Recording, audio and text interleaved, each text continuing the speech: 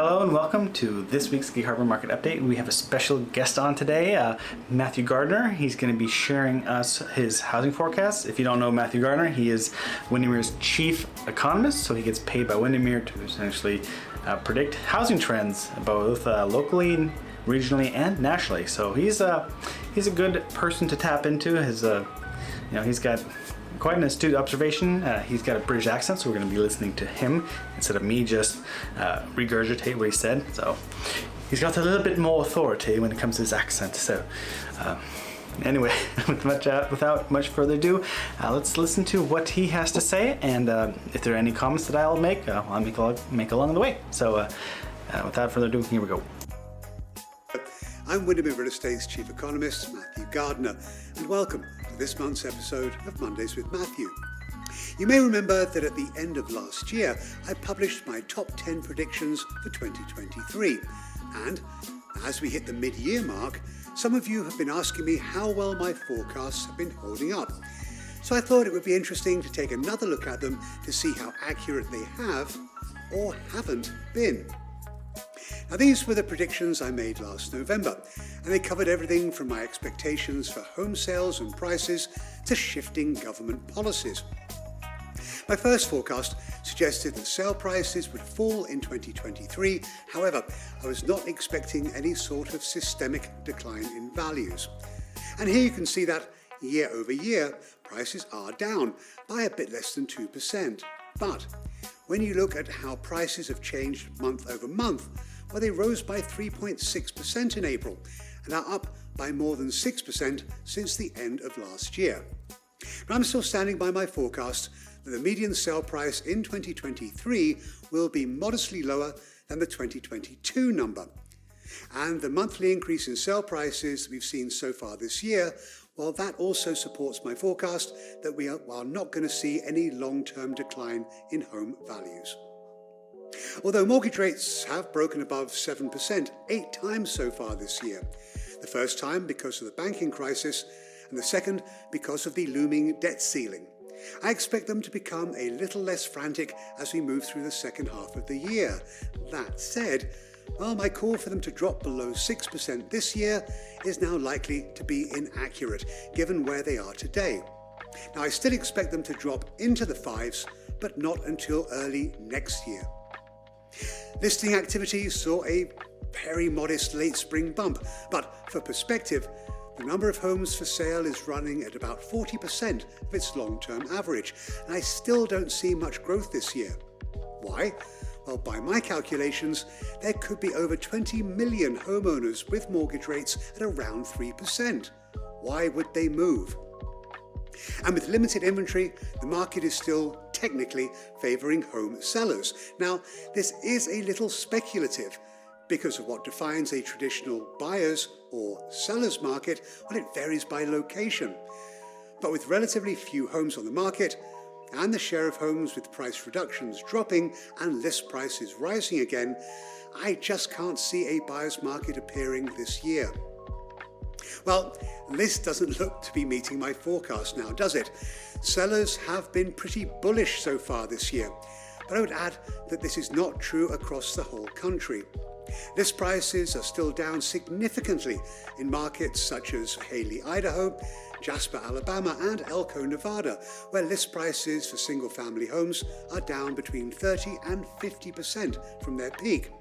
So I do admit that the country has outperformed my forecast for list prices. As I had expected, the pace of workers heading back to the office has not been very robust. In fact, the share of people in the office full-time, well, it dropped to 42% in the second quarter of 2023, and that's down from 49% in the first quarter. That according to the Flex report. Meanwhile, the share of offices with hybrid work arrangements hit 30% in the quarter, and that's up from 20% the previous quarter. But I still expect to see more workers heading back to their offices, albeit very reluctantly.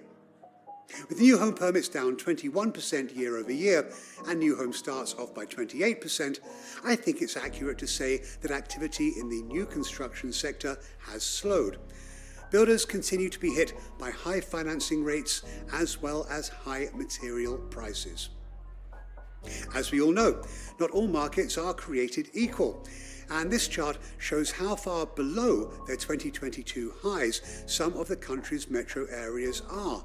But on the opposite end of the spectrum, there are some markets where prices have already exceeded the highs seen last year.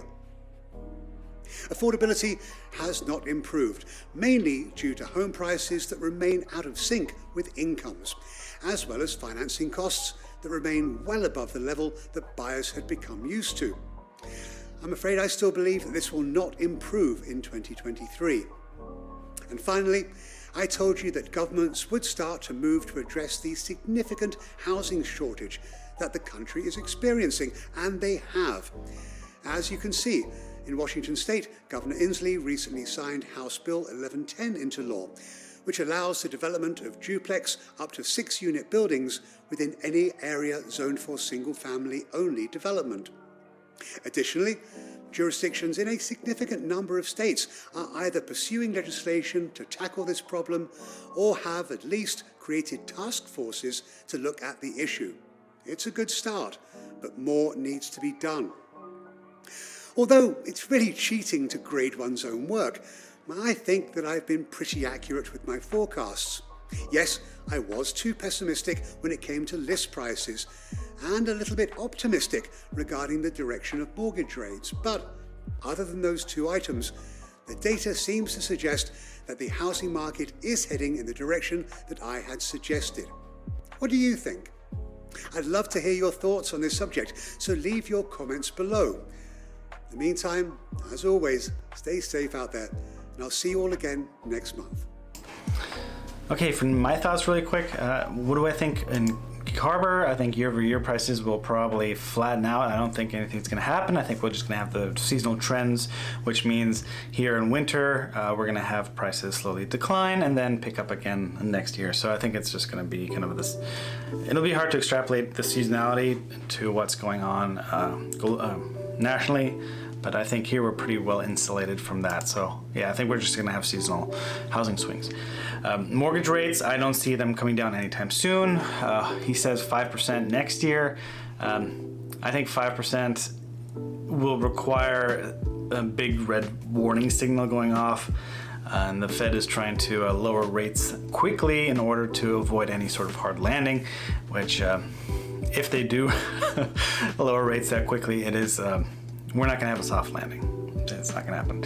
So mortgage rates will probably go down once regional banks start to fail, or at least local banks who own a lot of the loans on commercial and office buildings. So once those start to roll over because of, they just don't pencil. Like investors are losing money on owning these properties, and what's going to happen if the bank collapses?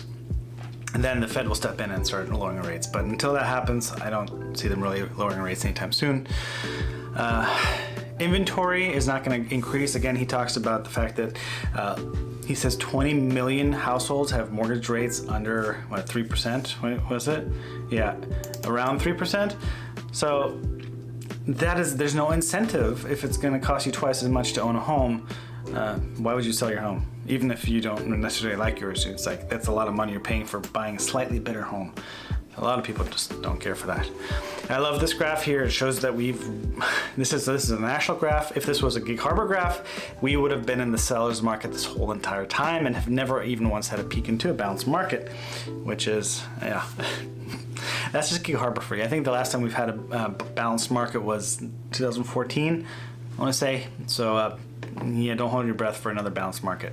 We're going to be in the seller's market for a long time. Home prices, and again, they're not really falling. They're just going to, I think, flatline. Return to offices. I think we're going to keep our hybrid situation going. I think a lot of, you look at from a company who's leasing space, it's better for them if they can just hotel employees, just have like these interchangeable desks that people can sit at like twice or 3 times a week, and they can save 50% on their leasing.